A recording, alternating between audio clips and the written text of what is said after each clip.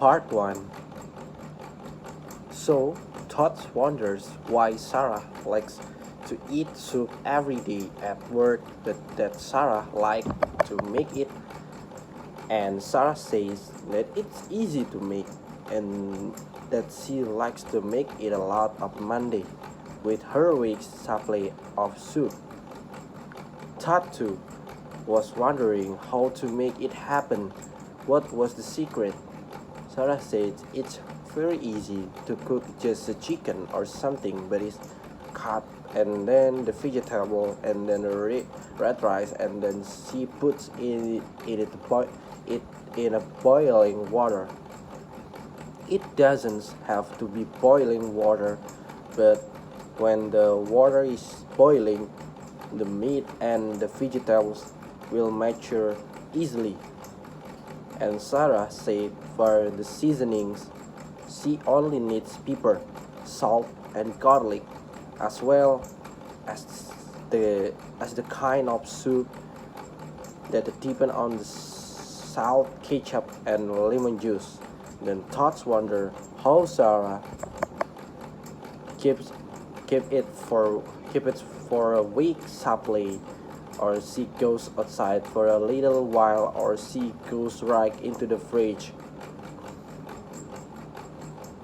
Sarah says that sometimes it takes a little bit for a moment, and she usually shut it out for a little while with a room temperature, then place it in the refrigerator, and the way to heat is very easy with a microwave.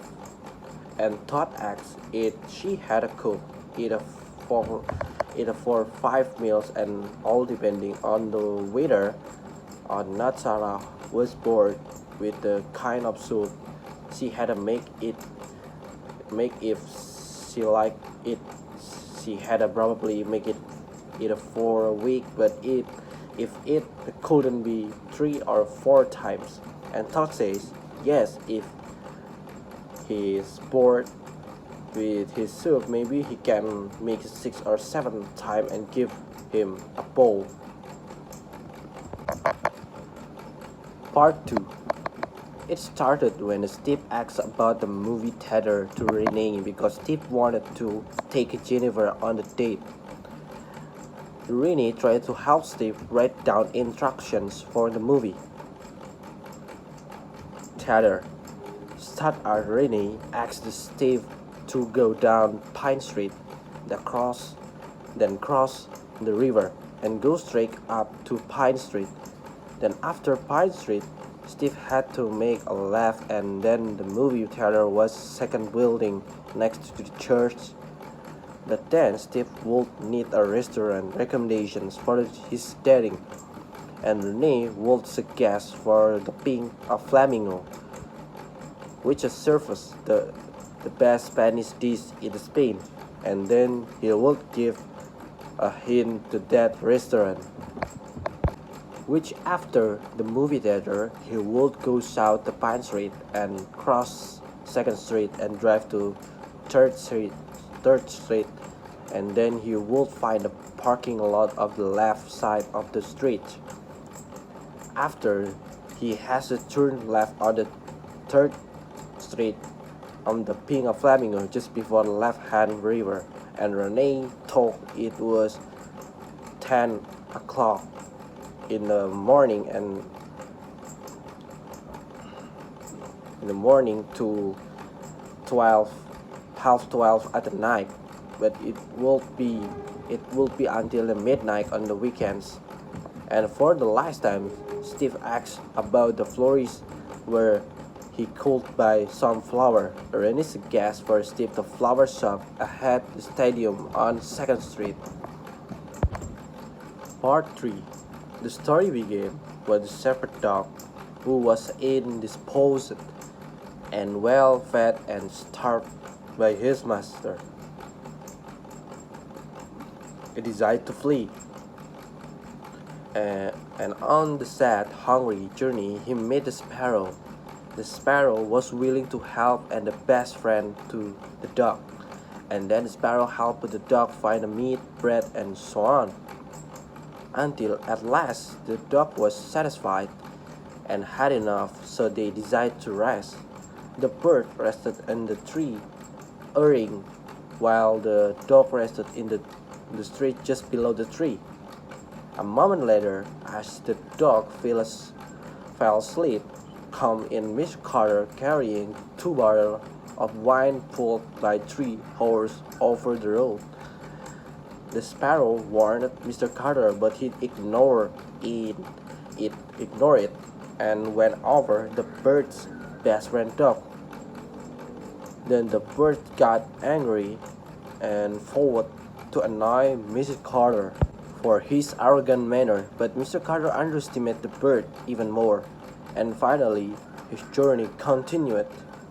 On the way, the sparrow tried to pierce the wine barrel with its beak and was finally stripped off it, and Mr. Carter got angry. Then the bird picked and the horse bullied the horse, intending to kill the bird, but instead he killed the horse in an axe, and did it twice until Mr. Carter had done it twice again, and his horse until finally his horse was killed in his own hand. And again the sparrow burrowing holes through the second wine barrel, and all the Mr. Carter wine barrels are gone. Mr. Carter has finally decided to go home empty and angry. When he got home, his wife went hysterical and said that the sparrow had called all the affable birds to eat their corn reserves, and after check was made right, and Mr. Carter saw a sparrow in the bird crowd. Mr. Carter returned to the living room and enraged to calm himself down, but then he saw the bird sitting in the window. Mr. Carter, emotional, racked through the shape to the window, but it missed, and the bird moved by flying somewhere else. He keeps trying to kill with an axe, but unknowingly is destroying the room. After his wife caught the bird, Mr. Carter tried to torture him by eating him alive, but in his mouth he tried to run away with his wing flapping. But when Mr. Carter's wife asking by him to kill the sparrow, as soon as the axe accidentally it killed Mr. Carter in the head,